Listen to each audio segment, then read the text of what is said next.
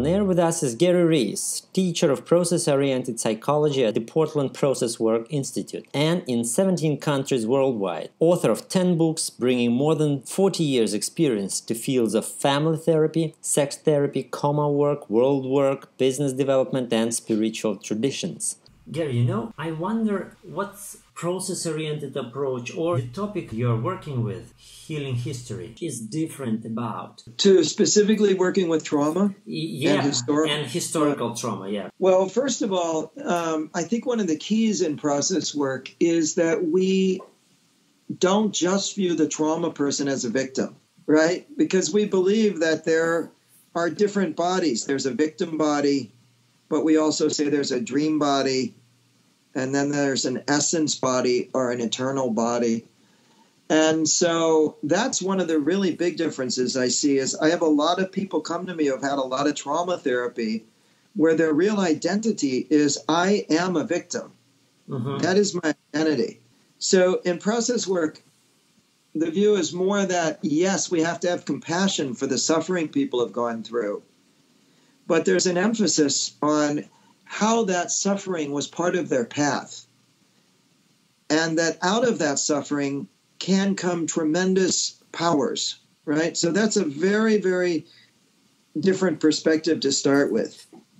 A second difference I would say is that, at least for me, there's a lot of emphasis on the body and trauma, and especially body symptoms.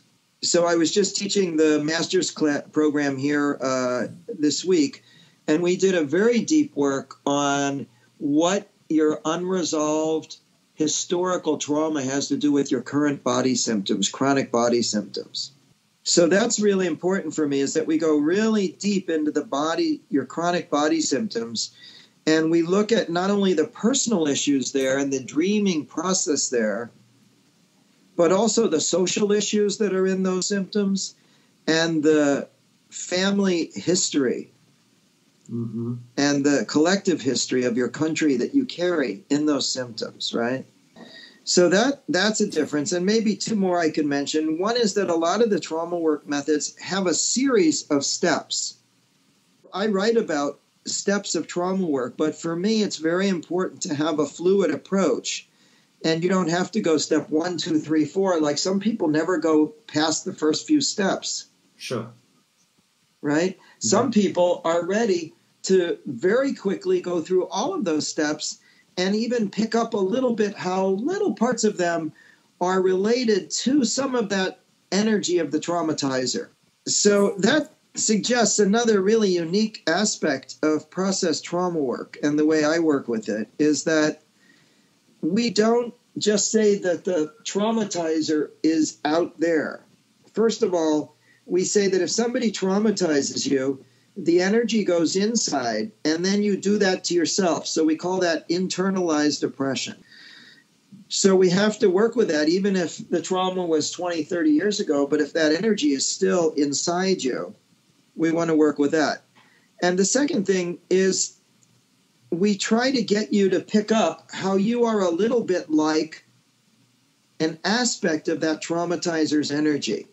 For me, that's always been the most difficult part of process work because there's so much resistance to that. Like, wait a minute, I am not like that abusive person. My whole identity is based on I'm not like that. Mm-hmm. But then Arnie and Amy Mandel, when they developed the second training, the more essence-based work, developed a method for how to do that trauma work, which I think is really unique, which has to do with just, for example, putting a little of the energy of the traumatizer in one hand and making a movement regarding that, and then putting a little energy of the part of you that's so impacted by the traumatizer in another hand, and then helping you to go to a beautiful spot on the earth or out into the cosmos, get into an altered state, and let those parts start to flow together. So what you're doing then is you're integrating a little of the essence of the traumatizer without forcing the person to be like the traumatizer. You see? Uh-huh. So that's a very powerful method that has a lot of less resistance. So I guess what I'm saying is that we have a lot of special attitudes, and theory, but we have a lot of special methods that I think help people to heal at a very deep level their trauma.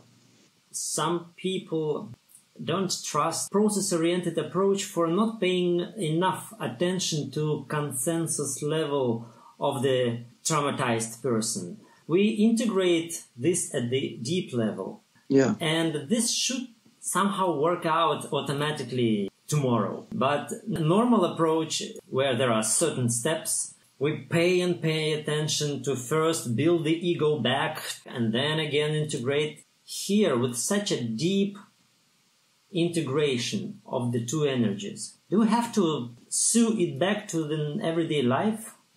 Yes. Well, first of all, really, what makes process work so special is that we follow each person's process. And so I have people come in and that's all they do is consensus reality work for years. They're not ready to go deeper. And so they're just talking, just to be able to talk about the trauma. Like I have recently started working with a number of veterans from different wars who have post-traumatic stress. It takes me a long time. Most of those folks, a lot of them haven't had any psychology. And so it takes me a long time just to build relationship. Yeah. For them to just start talking about what happened. For them to start talking about how it's impacted their families and sometimes bring in their relationship partners so that they can talk about what it's like living with them. Mm-hmm. We must do that. Again, I think there's a wrong conception that process work is really for the essence level, and the essence level is much better than consensus reality, and therefore we're a better method than the consensus methods. Process work is about a fluidity between the levels, right? And following the process. And Arnie and Amy's new work on phases really helps us to understand that truth, right? That if you're at phase 1, for example, around trauma, you shouldn't focus on it very much. It's too recent. It's too painful. Go into a country that's just had a huge trauma. Forcing them to even talk about it can be re-traumatizing, right? So we flow with that. On the other hand, then there's a more phase 2 approach to trauma where you're really focused on how you were abused and making a stand against the hurter and the abusers and all that. That's very, very important. And that can take years, and to force people past that just doesn't work, you see? But then phase 3 is you start to get more fluid and you start to think, well, what did I learn from that experience? Or how am I a little bit like a drop of that energy? Or how is that meaningful? Now you're at another level, so we support that. And then sometimes you're ready for phase 4, which means you've worked on it so much, at least for the moment, that you're ready to just let go. And you're ready to be one with yourself and one with the universe again, and to get very detached from all that trauma. And then sometimes you use that detached state to come back and work on the trauma, but there's no program. There's no program. I get very concerned when I see process workers trying to make a program, or I see people fighting. No, the first training is better. No, the second, no, we're about the fluid levels, right? Between the first and the second, and the first again and the second training. First and second, and first again and second, and now we're back to primary process. Yeah, let's take a lot of time to be compassionate to you and to hear your story and to go really slow. Wow, yeah. Thank you, for this mentioning compassion. This word does belong to the second training, actually, which helps to go through the first training. Yes, if somebody comes to you and they tell you their trauma and you sit there like, all right, yeah, I think you have post-traumatic stress, No, you've got to be able to feel it. And we were talking in class yesterday about, we were working on difficult emotions, and somebody said, let's work on the emotion of sympathy and compassion. And we were talking about those two polarities around that. So one is, I have no compassion for you. You've had a lot of suffering. I can't relate. I had an easy life and whatever. Yeah. The other is I'm totally empathic. And every person suffering that comes in, I take it all on. And then you get really, really burned out, or you get what I call secondary trauma. A lot of therapists have secondary post-traumatic stress, right? So for me in process work, we're working with the fluidity of that. We're working with, yes, I'm compassionate, and there's a method for how not to pick too much up. And that is we work with getting dreamt up. So if I start to pick up something in my body from the person, I notice that, or I start to pick up their emotions. And then I sit with that and I work on it and I find a way to give it back to them. I might, for example, let's say somebody has split off their sadness. So rather than just take on all of their sadness or block out all of their sadness, I notice that suddenly I'm getting a little headache.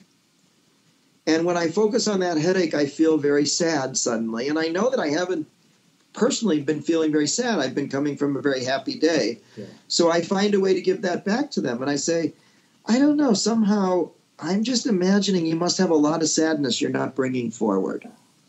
Is that possible? Wow. And I stay with their sadness until my headache disappears. So that for me is a dynamic compassion. I am compassionate, but I'm not picking up. One of my really closest friends and my wife at times have had terrible compassion fatigue because they work with, one person was working with torture victims and my wife was working with, at one point, 30 different war veterans. And you can get compassion fatigue and it means you get completely burned out temporarily. So I've really thought a lot about it. And, I think we have some tools how to walk that middle way. Yeah, thanks, Gary. Yeah, trauma goes from generation to generation, from personal realm to outer realm. Men came from war, Second World War, which we call here, because the baby started crying at this question. Oh. Yeah. Men returned from war being traumatized and never processed it, because where in Soviet country will you process anything except alcohol or some other stuff? Right, those were the process solutions. These men kept dreaming war, beating their wives and children. When they got their own children, which is me today, beat them too. And this domestic violence goes in those. This was personal story. Now social approach. For example, our today's process work community, students like me, feel loyalty conflicts because we have different schools and our teachers did have conflict. And they mentioned the conflict before them between other teachers of the teachers. And then we remember Arnie and Jung and Freud and whoever there. And you say we should process trauma. And once it's processed, it doesn't pass on to next generations or something. Is it really possible? It's really possible. I mean, that's a lot of what we're doing at the Healing History conferences. First of all, saying maybe, it's hard to do an individual work. We need a lot of what I call community-based healing, where we can really do this in public and really support each other and take it out of isolation. A lot of the exercises I've just been developing are about specifically breaking those patterns so that we don't pass it on.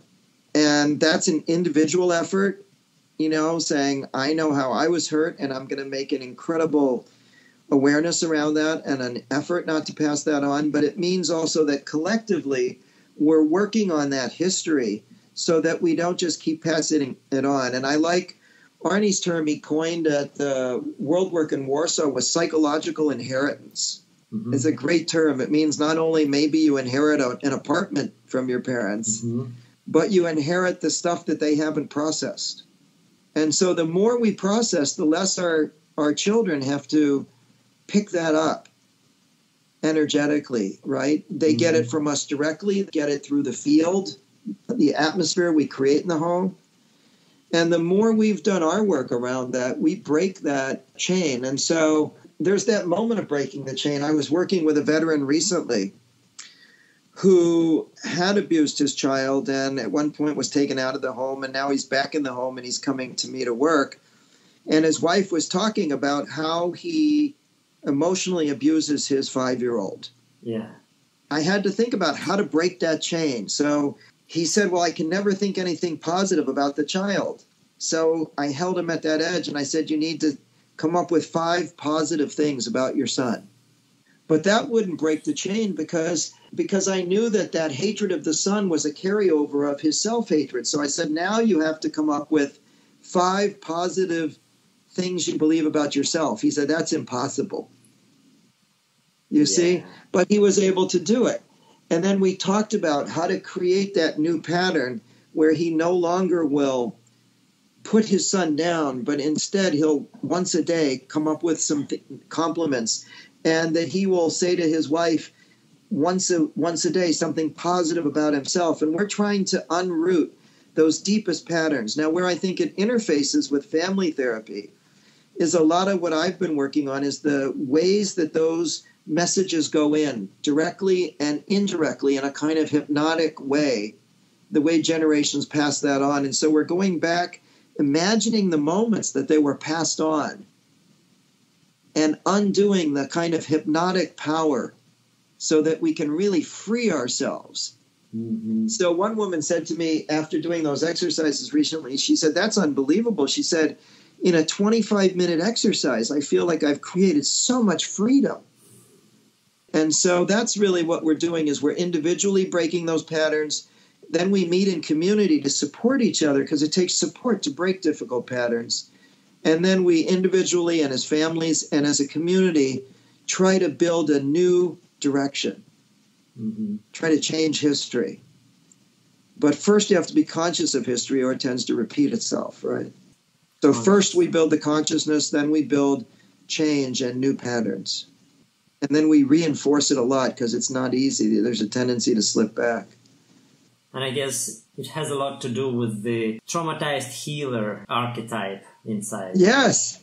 Yes, there's great powers in the wounded healer. Jung talked about that. And yeah, there's great powers in the wounded healer. The areas where your greatest wounding are often where your greatest healing potentials are. That inspires. That inspires. Yeah. That inspires. We looking forward to your workshop in August. Thank you. We'll talk about it. Maybe we'll do some talking, and then maybe we'll also do at least some beginning inner work on doing this work of healing personal and historical trauma. Yeah. It's a big pleasure to speak with you and to see you and to feel you. No, it's great to be with you, and I'm looking forward to the whole thing. Okay, take care. See you soon.